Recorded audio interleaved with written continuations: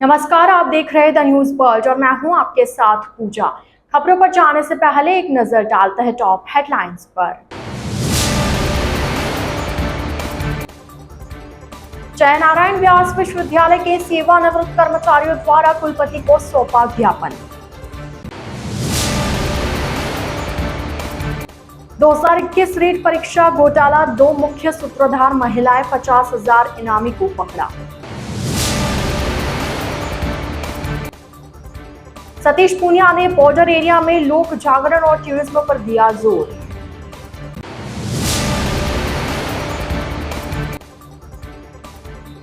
पूर्व प्रदेशाध्यक्ष ने पूर्व विधायकों के निधन पर जताया शोक। तो यह थी हेडलाइंस और अब खबरें विस्तार से। जोधपुर रेंज पुलिस ने रीट परीक्षा घोटाला 2021 की मुख्य सूत्रधार 2 महिलाओं को गिरफ्तार करने में सफलता हासिल की है। उन्हें बड़े नाटकीय ढंग से पकड़ा गया। रेंज पुलिस की साइक्लो टीम ने ऑपरेशन बैच वार्मर्स अभियान चलाया और दोनों महिला अभियुक्तों को गिरफ्तार किया। इन पर 25-25 हजार का इनाम भी घोषित हो रखा था। पुलिस महानिरीक्षक विकास कुमार ने बताया कि प्रतियोगिता परीक्षा में वांछित भवरी व संगीता को पकड़ा गया। भवरी को महाराष्ट्र के पुणे से और संगीता को सांचौर से पकड़ा गया।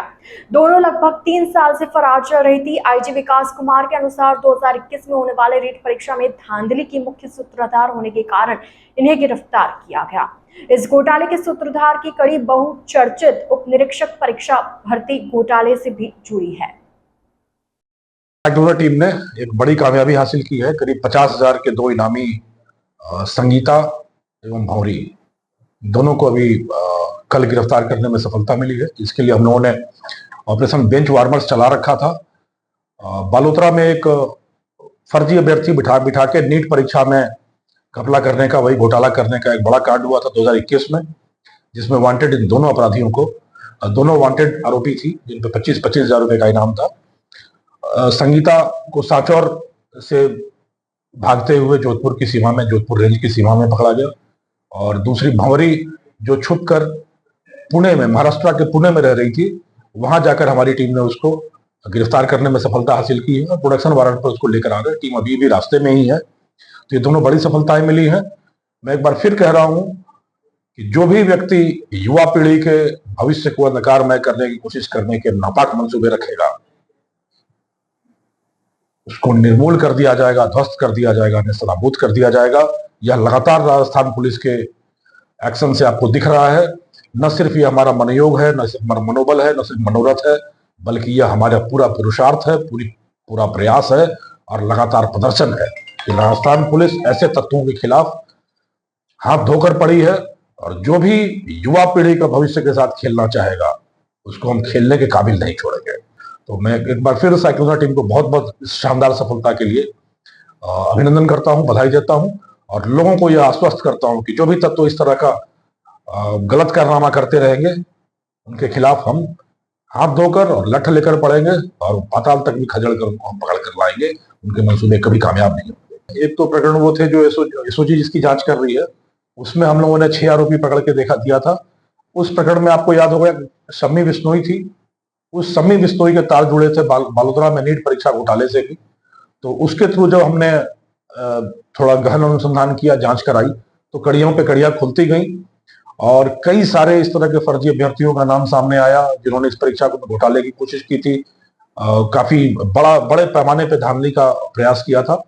तो उन आरोपियों के बारे में अब ये दोनों महिलाएं जो पकड़ी गई हैं, ये डमी कैंडिडेट बनके परीक्षा में घोटाले का एक बहुत बड़ा सूत्रधार थी। तो इन दोनों को, एक को पुणे से, एक को सांचौर से पकड़ लिया गया है और भी कई वांटेड है। अगर ये कानून के सामने समर्पण कर देते हैं तो कानून इनके लिए जो भी मुकाम है वो खोजेगा। अगर नहीं करेंगे तो हम खोजकर इनको पहुंचाएंगे वहां तक। भारतीय जनता पार्टी के पूर्व प्रदेशाध्यक्ष व हरियाणा के चुनाव प्रभारी डॉक्टर सतीश पूनिया ने कहा कि प्रधानमंत्री नरेंद्र मोदी के नेतृत्व में महिलाओं और बालिकाओं के कल्याण के लिए कई योजनाएं शुरू की गई है, जिनमें बेटी बचाओ बेटी पढ़ाओ और सुकन्या समृद्धि योजना बड़ी पहल है। हरियाणा में लिंगानुपात की समस्या को देखते हुए इन योजनाओं की शुरुआत की गई थी। यह बात उन्होंने यहां सर्किट हाउस में मीडिया से बात करते हुए कही। वे आज सुबह जोधपुर पहुंचे थे। पूनिया ने कहा कि वे इस योजना के अंतर्गत प्रतिवर्ष आर्थिक रूप से कमजोर बालिकाओं के बैंक खाते खुलवाने का संकल्प लेकर काम कर रहे हैं। पिछले साल करीब 60,000 बालिकाओं के खाते खोले गए थे। उन्होंने कहा कि हरियाणा चुनाव में व्यस्तता के कारण कार्यकर्ताओं से मिलना नहीं हुआ। अब मालानी व मारवाड़ दौरे से कार्यकर्ताओं से मिलने की शुरुआत कर रहा हूं। पार्टी के काम की और चुनावी व्यस्तता के कारण प्रदेश में कार्यकर्ताओं से मिलने के लिहाज से थोड़ा लंबा अरसा हो गया था। मैं लगभग 40 वर्षों से पार्टी के काम से, सामाजिक कामों से पूरे प्रदेश भर में अनेक अवसरों पर अलग अलग जगह प्रवास करता ही हूँ। वो स्वभाव में ही है और इसलिए 2 दिन के लिए मारवाड़ और मालानी के क्षेत्र में अपने उसी प्रवास के निमित्त आया हूँ। कुछ जो हमारे वरिष्ठ नेता दिवंगत हुए, स्वर्गीय सूर्यकांता जी व्यास जी जो इस क्षेत्र की बहुत ही वरिष्ठ राजनेता थी, स्वर्गीय मोहन मेघवाल जी जो बहुत लंबे अरसे से जिन्होंने इस क्षेत्र में और पार्टी को सेवा दी, हमारे यहाँ के विधायक देवेंद्र जोशी जी की माताश्री, कुल मिलाकर सामाजिक तौर पर वहाँ शोक संवेदना के लिए आया। आज मैं रामदेव जी महाराज के दर्शन करूँगा रामदेवरा में और कल तनोट माता के दर्शन करूँगा। तो कुल मिलाकर सामाजिक और राजनीतिक तौर पर 2 दिन इस क्षेत्र में रहूँगा। एक पिछले बरस से एक नवाचार शुरू किया था। आप सब जानते हैं कि पिछले 10 बरस से भी ज़्यादा देश के यशस्वी प्रधानमंत्री नरेंद्र मोदी जी ने देश को जोड़ने के साथ साथ राजनीतिक तौर पर सामाजिक सरोकारों के बड़े काम उन्होंने किए, एक प्रेरणा दी। उनके जन्मदिन को भी हम सेवा सप्ताह के रूप में मनाते हैं। उनकी सरकार की ऐसी बहुत सारी अभिनव योजनाएं हैं जिससे समाज के हर तबके को कहीं न कहीं कोई संबल मिला है, ताकत मिली है। लेकिन उनकी 10 बरस के कालखंड में यदि आप उनकी नीतियों का आकलन करेंगे तो खास तौर पर उनकी नीतियां महिला कल्याण परक हैं, बालिका उत्थान परक हैं और एक उनकी बड़ी अभिनव योजना, मैं क्योंकि हरियाणा के प्रभारी के नाते ताल्लुक़ रखता हूं, तो जब देश में लिंगानुपात कम हुआ तो हरियाणा की धरती से ही उन्होंने बेटी बचाओ बेटी पढ़ाओ की शुरुआत की थी और उसी क्रम में आगे चलते चलते एक अभिनव योजना उनकी सुकन्या समृद्धि योजना, जिसमें 0 से 14 वर्ष की बालिकाओं का डाकघर में बैंक में अकाउंट खुलता है। 250 रुपये से शुरुआत होती है और बालिका जब परिपक्व होती है, 18 वर्ष की होती है तो पढ़ाई के लिए और 21 वर्ष की होती है तो विवाह के लिए। तो मैंने एक संकल्प लिया था कि प्रति वर्ष ऐसी बालिकाओं के हम लोग अपनी इच्छा से पार्टी के कार्यकर्ता मिलकर उनके खाते खोलेंगे। देखिए, पहली बात तो हरियाणा की शानदार जीत हुई है और हरियाणा की पृष्ठभूमि जो लोग वाकिफ़ हैं उनको ये ध्यान है कि हरियाणा परंपरागत रूप से हरियाणा का जो अवाम है वो कांग्रेस के विपरीत रहा है। चौधरी देवीलाल जी से लेकर और बंसी लाल जी तक और फिर लगातार 10 बरस भारतीय जनता पार्टी। इसलिए वहाँ जो लोग हैं उन्होंने हमेशा देश के एजेंडे पर, नेशनल एजेंडे पर वोट किया है। कुछ कालखंड में कांग्रेस को भी अवसर मिला, लेकिन कांग्रेस को जब अवसर मिला तो उनके शासनकाल में भ्रष्टाचार, अराजकता ये लोगों की जुबान पर थे। लेकिन पिछले 10 वर्षों में हरियाणा में बहुत कुछ बदला। वहाँ पे जो बुनियादी विकास हुआ, केंद्र की प्रवर्तित योजनाओं को धरातल पर ठीक से लागू किया, वहाँ की सरकार ने भी एक पारदर्शी शासन दिया। इसलिए लोगों की जो भारतीय जनता पार्टी के प्रति अनुराग था वो प्रकट हुआ तीसरी बार, क्योंकि हरियाणा वो प्रदेश था जिसमें लोग ये शर्त लगाते थे कि कर्नाटक में सरकार बन सकती है, राजस्थान में बन सकती है, मध्य प्रदेश में बन सकती है, लेकिन हरियाणा में सरकार नहीं बन सकती। हमने 1 बार बनाई, 2 बार बनाई और 3 बार के बारे में जो आपका सवाल था कि लोगों को बड़ा असमंजस, बड़ा चमत्कार सा लगा, ताज्जुब हुआ। लेकिन मुझे लगता है चमत्कार जैसी कोई बात नहीं थी। कमाल कह सकते हैं, क्योंकि कमाल के पीछे परिश्रम होता है, प्रबंधन होता है, रणनीति होती है और कैंडिडेट्स का सिलेक्शन से लेके तमाम जो चीज़ें हम लोग कर सकते थे वो होती है। तो आपका मौलिक सवाल था, उसी पर आता हूँ कि हरियाणा की जीत ने भारतीय जनता पार्टी के कश्मीर से कन्याकुमारी और कच्छ से कामरूप तक कार्यकर्ताओं में उत्साह भरा है और स्वाभाविक तौर पर हमारे विरोधियों के लिए चमत्कार हो सकता है, लेकिन इसके पीछे केंद्र का नेतृत्व प्रधानमंत्री जी, गृह मंत्री जी और राष्ट्रीय अध्यक्ष जी, उनके नीचे एक प्रभारियों की समर्पित टीम थी जिनकी एक वेवलेंथ थी। हमने उनकी रणनीति को धरातल पर उतारा और हरियाणा की जनता ने भारतीय जनता पार्टी के विचार को स्वीकारा, वहाँ के कार्यकर्ताओं ने परिश्रम किया। तो कुल मिलाकर ये जो जीत थी वो कार्यकर्ताओं के परिश्रम की थी और जनमानस के समर्थन की जीत थी। निश्चित रूप से वहाँ बहुत चीज़ें ऐसी थी और मैं जो समझ पाया कि चुनाव इंजीनियरिंग है और मैनेजमेंट है और चुनाव की विधा में हर दिन कोई नई चीज़ जुड़ती है। किसी समय सोशल मीडिया बड़ी ताकत बनकर आया, मीडिया की अपनी भूमिका है, जो कैंपेन है उसकी भूमिका है और बहुत सारे इनोवेशन चुनाव में होते हैं। तो कुल मिलाकर जो आपने कहा है उसका असर झारखंड पे और महाराष्ट्र पे भी होगा और राजस्थान में भी निश्चित रूप से इस जीत का भी असर होगा। और वहाँ हार जीत चुनाव का एक हिस्सा है, युद्ध की तरह ही है और युद्ध जीतने के लिए लड़े जाते हैं। लेकिन हमारी वैसे देखी जाए तो एक सीट है, लेकिन मुझे लगता है कि जो कुल मिलाकर राजस्थान में भजनलाल जी का मुख्यमंत्री बनना इस लिहाज से सकारात्मक है कि एक सामान्य कार्यकर्ता मुख्यमंत्री बनना, वरना तो इन पदों पर कुछ सीमित लोगों का ही दावा होता था। दूसरा, उन्होंने कम समय के भीतर ईआरसीपी, यमुना जल समझौता, पेपर लीक, इन जैसों में जो मजबूत फैसले किए हैं उसका एक असर है और मुझे पूरा भरोसा है कि भारतीय जनता पार्टी धरातल पर संगठन के तौर पर कांग्रेस से बेहतर है, प्रबंधन के नाते बेहतर है, रणनीति के नाते बेहतर है, अच्छा कैंपेन भी हम लोग चलाएंगे। तो मुझे लगता है कि जो कांग्रेस के करिश्माई नेता हरियाणा में भी आए थे प्रचार के लिए, मुझे लगता है अशोक गहलोत जी अब कांग्रेस के लिए मार्गदर्शक मंडल का सदस्य भर रह गए हैं। डोटासरा जी मुझे लगता है कि एक आइटम बॉय की तरह गमछा हिला के ठुमके लगा सकते हैं, लेकिन हरियाणा में हमने देखा है कैसे काम किया। तो मुझे लगता है कि यहाँ की कांग्रेस जो है वो किस तरीके से चुनाव लड़ेगी अभी कोई दृश्य दिखता नहीं है। और भारतीय जनता पार्टी के पूर्व प्रदेश अध्यक्ष डॉक्टर सतीश पूनिया ने आज जोधपुर दौरे के दौरान सुरसागर के पूर्व विधायक मोहन मेघवाल व सूर्यकांता व्यास के निधन पर उनके निवास स्थान पर जाकर श्रद्धांजलि दी। वे सुरसागर विधायक देवेंद्र जोशी के घर पर भी गए और उनकी माताजी के निधन पर शोक जताया। पूनिया ने आज जोधपुर पहुंचने पर पार्टी के वरिष्ठ नेता रहे दिवंगत सूर्यकांता व्यास व मोहन मेघवाल के घर पहुंचकर उन्हें श्रद्धांजलि दी। इसके साथ ही सुरसागर विधायक देवेंद्र जोशी की माता के निधन पर भी शोक संवेदना व्यक्त की। इस मौके पर जिला अध्यक्ष देवेंद्र सलेजा, जोधपुर जिला देहात दक्षिण जगराम बिश्नोई, राजेंद्र बोराणा, संभाग मीडिया प्रभारी जगदीश धनादिया, प्रसन्न चंद महता, नरेंद्र सिंह कच्छावा आदि भाजपा नेता साथ रहे। आज खासतौर पर मारवाड़ के इस दौरे के दौरान आदरणीय सूर्यकांता जी के स्वर्गवास पर संवेदना के लिए आया हूँ।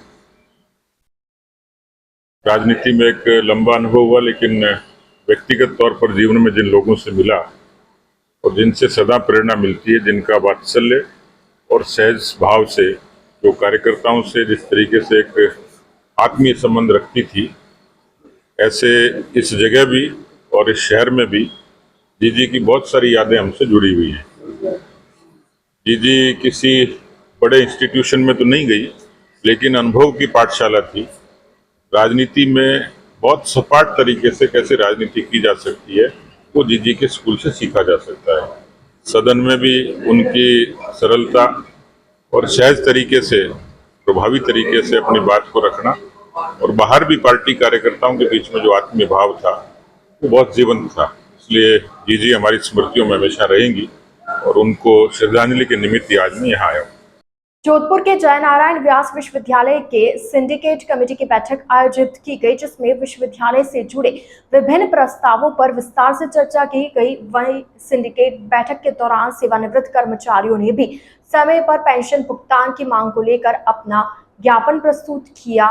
जेएनयू के कुलपति प्रोफेसर के श्रीवास्तव ने बताया कि सिंडिकेट बैठक में एमबीएम और जेएनयू के बीच हुए एमओयू को लेकर चर्चा की गई। दोनों विश्वविद्यालय के बीच जो एमओयू किया गया था उसमें से एमबीएम विश्वविद्यालय एमओयू की कुछ शर्तें पर पालन नहीं कर रहा। इसको लेकर सिंडिकेट बैठक में चर्चा हुई। साथ ही हाल ही में राज्यपाल ने विश्वविद्यालय में 10 नए संकाय खोलने की अनुमति दी है। अब विश्वविद्यालय में जल्द ही 10 नए संकाय खुलेंगे, जिससे शिक्षा का विकेंद्रीकरण होगा और शिक्षकों एवं विद्यार्थियों को इसका लाभ मिलेगा। उन्होंने कहा कि बैठक में सेवानिवृत्त कर्मचारी के पेंशन के संबंध में ज्ञापन दिया, जिस पर उन्हें आगामी 2-3 दिन में पेंशन का भुगतान करने का आश्वासन दिया गया है। उन्होंने कहा कि विश्वविद्यालय की ओर से लोन लेकर सेवानिवृत्त कर्मचारियों को दीपावली से पहले पेंशन दी जाएगी। जयनारायण व्यास विश्वविद्यालय में आज सिंडिकेट की एक विशेष बैठक का आयोजन किया गया। इस बैठक में एक ही मुद्दा था, जिसके बारे में ये था कि एमबीएम विश्वविद्यालय को लेकर जयनारायण विश्वविद्यालय ने जो एमओयू साइन किया था, मेमोरेंडम अंडरस्टैंडिंग, उसको लेके कुछ धाराओं का एमबीएम विश्वविद्यालय जो है वो उसको फॉलो नहीं कर रहा है। नहीं करने के कारण इस जो हम लोगों का एमओयू हुआ है उसके बारे में विचार किया गया, उसको रिव्यू किया गया और कुछ महत्वपूर्ण निर्णय उसके बारे में लिए गए। दूसरा विशेष जो आइटम था वो इस बारे में था कि विश्वविद्यालय को जो हमेशा से 62 से बनने के बाद 5 यहाँ फैकल्टी हुआ करती थी, संकाय हुआ करते थे, उसमें से एक संकाय इंजीनियरिंग संकाय अभी फिलहाल हमारा चालू नहीं था। इन परिस्थितियों में आज जब गवर्नर साहब से विशेष अनुमति हमें प्राप्त हो गई है, ये बताते हुए पूरे शहर को और विश्वविद्यालय को मुझे हर्ष हो रहा है कि हम नए 10 संकाय कुल मिलाकर प्रारंभ कर रहे हैं। और इन नए 10 संकाय में अर्थ साइंस सिस्टम संकाय, उसके बाद मैनेजमेंट को इंडिपेंडेंट संकाय के रूप में कॉमर्स से अलग करते हुए, कला में सोशल साइंसेस को अलग करते हुए, जिससे डाइवर्सिफिकेशन से जो विकेंद्रीकरण है शिक्षा का, उससे प्रभावी तरीके से इनकी कक्षाएं, इनके कोर्सेज, जिससे विश्वविद्यालय को अतिरिक्त आय निश्चित रूप से होगी और बच्चों को उसका शिक्षा का फायदा होगा। का इशू ये अशैक्षणिक कर्मचारी संघ था और इन सब की वही डिमांड थी कि किसी भी तरीके से, चाहे जिस आर्थिक संकट से विश्वविद्यालय गुजर रहा हो, किसी भी तरीके से दिवाली के पहले अगर संभव है तो इनको पेंशन दिया जाए। तो मैंने उनको ये घोषणा करी कि हम लोग बैंक से कुछ लोन लेके, जो एकमात्र तरीका बचे हुए पैसे अरेंज करने का है, जिसके कारण उस संख्या पर हम नहीं पहुंच पा रहे हैं, वो करके और हर हालत में इनको दिवाली के पहले हम पेंशन का भुगतान हर हालत में करते हैं। हाँ, कुछ कर्मचारियों ने यहाँ डिले किया किसी का काम, रजिस्ट्रार मैडम को हमने उसके बारे में कह दिया, अब किसी को कोई परेशानी यहाँ नहीं होगी। पिछली बार हम भूख हड़ताल पे बैठे थे, उस वक्त 10 तारीख को फाइनल किया था इन्होंने। आज ये 22 और 24 हो गई है और दीपावली नजदीक है और कर्मचारी सारे हमें तंग करते हैं। ठीक है सर, बेसिकली वो नीडी है, जिनके पास पैसा नहीं है वो नीडी है। अब 1.5-2 करोड़ लाख रुपए जिनको मिलते हैं उनका कोई परवाह नहीं है, मगर जिनको 20 और 30 हजार रुपये मिलते हैं उनको परवाह होती है। उनके बच्चे योग्य है कि नहीं है? योग्य है तो वो देते नहीं कमा करके। ठीक है ना सर, 2 तरह के बच्चे हैं। एक तो योग्य बच्चे हैं जो नीडी हैं, वो उनकी सेवा करते हैं, और जिसने ज्यादा पैसे कमा लिए वो देता ही नहीं माँ बाप को। ठीक है सर, हमने पेंशन के लिए कहा, इन्होंने 2/25 को कहा ना, 2 दिन बाद में, 2 दिन बाद में, हाँ 2 दिन बाद में, आज से 2 दिन बाद में पेंशन मिल जाएगी। ग्रेच्युटी, पीएफ और तीसरा क्या है, कम्यूटेशन, इसके बारे में बात की हमने। तो वो जो बात है 50% हमने करवा रखा है। टीचर हमारा नियुड़ता है 1 और हम नियुड़ते हैं उसमें 5। ठीक है सर, तो वो मैंने आदेश करवा रखा उस हिसाब से और उनको इम्प्लीमेंट करवाना है, ये हमारी सोच है। इसका जो प्रदर्शन हुआ है सेवानिवृत्त कर्मचारियों का, 2 माह करीब होने को आए हैं, अभी तक पेंशन की कोई व्यवस्था नहीं हुई है। आश्वासन मिल रहे हैं। आज सिंडिकेट थी, सिंडिकेट में हमने बाबू सिंह जी राठौड़ और जो भी गवर्नमेंट के बने उससे मुलाकात की है कि कर्मचारी को 1 तारीख को पेंशन मिलनी चाहिए, उसका अधिकार है। सैलरी का ही पार्ट पेंशन है। पेंशन के लिए लोग दर दर के यहाँ ठोकरे खा रहे हैं। ग्रेच्युटी, कम्यूटेशन, लिव इनकेसमेंट, इनका पेमेंट अभी तक नहीं हुआ है कर्मचारियों को, इससे कर्मचारियों भारी रोष है। किसी ने कहा 2 दिन में पेंशन कर दो, 2 दिन में क्यों, हमको 1 तारीख को पेंशन चाहिए, भले कोई पोजीशन हो। द न्यूज वर्ल्ड के इस बुलेटिन में फिलहाल वक्त हो चला एक छोटे से ब्रेक का। ब्रेक के बाद जल्द हाजिर होंगे, आप बने रहिए द न्यूज वर्ल्ड के साथ।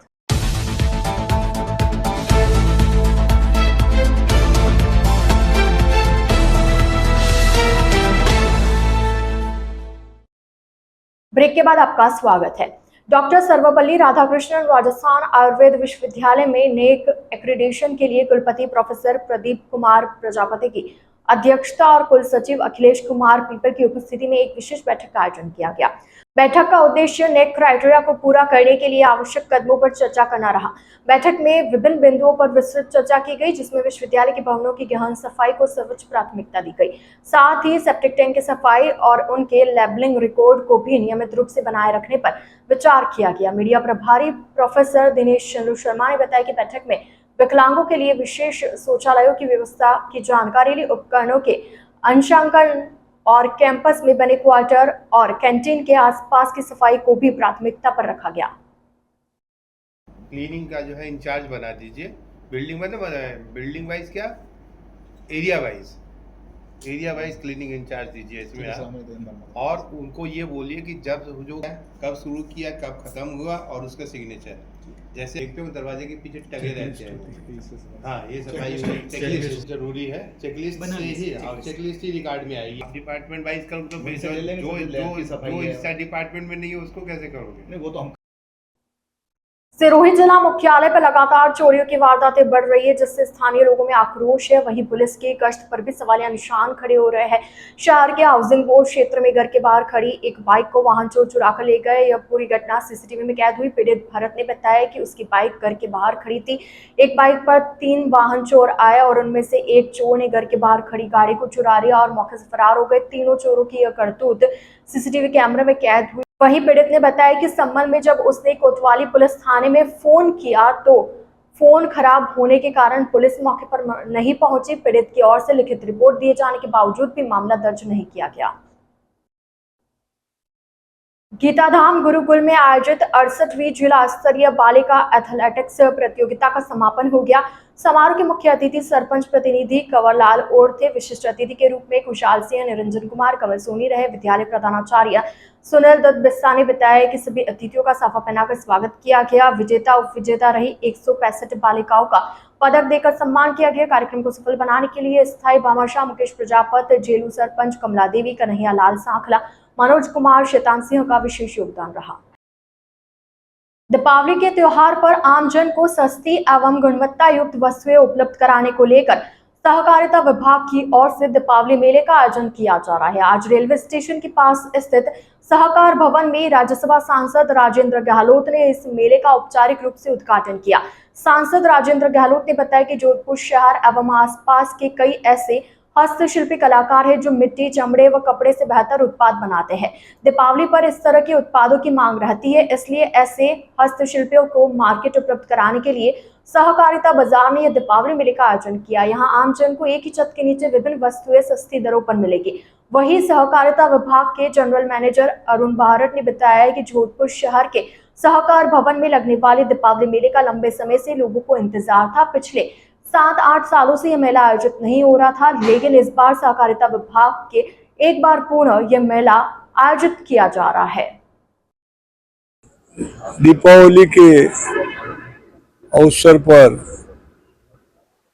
आम उपभोक्ताओं को सस्ती दरों में अच्छी क्वालिटी का सामान मिले, दैनिक आवश्यकताओं की चीज़ें मिले, इस दृष्टि से सहकारिता विभाग के सहकारी मार्केट में आज दीपावली मेले का आयोजन किया गया है।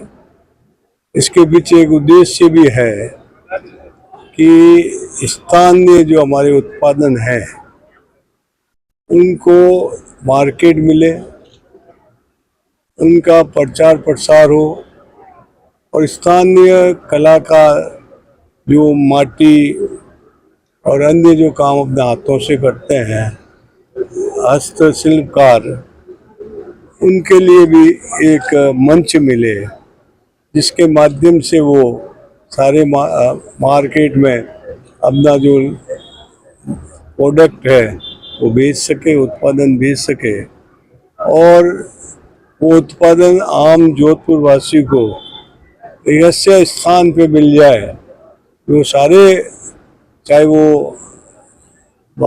छोड़ने के लिए पटाखे हो या अन्य दीपावली पूजा का जो वस्तुएं चाहिए, वो सारी वस्तुएं, कपड़े, अन्य चीज़ें जो है वहाँ उपलब्ध हो जाए, इसके लिए पिछले 7 वर्षों से बंद पड़ा था।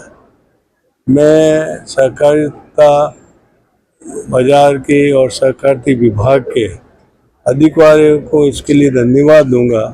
उन्होंने जनता के लिए एक सुलभ एक कार्यक्रम के माध्यम से उन्होंने आज ये प्रदर्शनी लगाई है। इससे मुझे लगता है कि सस्ती दरों में अच्छा माल आम उपभोक्ताओं को और जोधपुर की जनता को मिलेगा।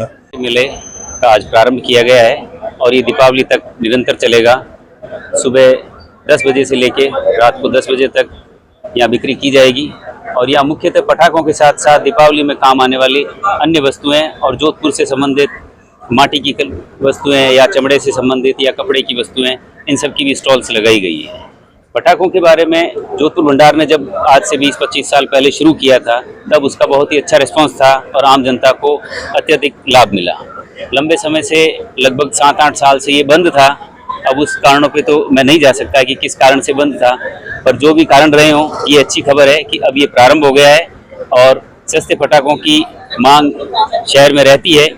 मैं एक निवेदन करना चाहूँगा कि जोधपुर भंडार का और जोधपुर सहकारी बाजार का केवल एकमात्र काउंटर है जो रेलवे स्टेशन पे है। इनके नाम से या इनके मिलते जुलते नाम से जो भी काउंटर कहीं चल रहे हैं वो सब गलत हैं, और यदि कोई इसके सहकार के नाम से, सहकारिता के नाम से कोई गलत काउंटर चलाता है या उसके नाम का प्रचार करता है तो उसके विरुद्ध जो भी नियम अनुसार कार्रवाई होगी वो की जाएगी। आप अधिक से अधिक लोग यहाँ पधारे, आपका धन्यवाद। और भी आम जनता में से कोई भी यहाँ पधारे तो उसका भी स्वागत है। द न्यूज़ बर्ड के इस बुलेटिन में फिलहाल के लिए इतना ही। आइए चलते चलते एक बार फिर नजर डालते हैं आज की टॉप हेडलाइंस पर। जयनारायण व्यास विश्वविद्यालय के सेवानिवृत्त कर्मचारियों द्वारा कुलपति को सौंपा ज्ञापन। 2021 रीट परीक्षा घोटाला, 2 मुख्य सूत्रधार महिलाएं, 50,000 इनामी को पकड़ा। सतीश पूनिया ने बॉर्डर एरिया में लोक जागरण और टूरिज्म पर दिया जोर।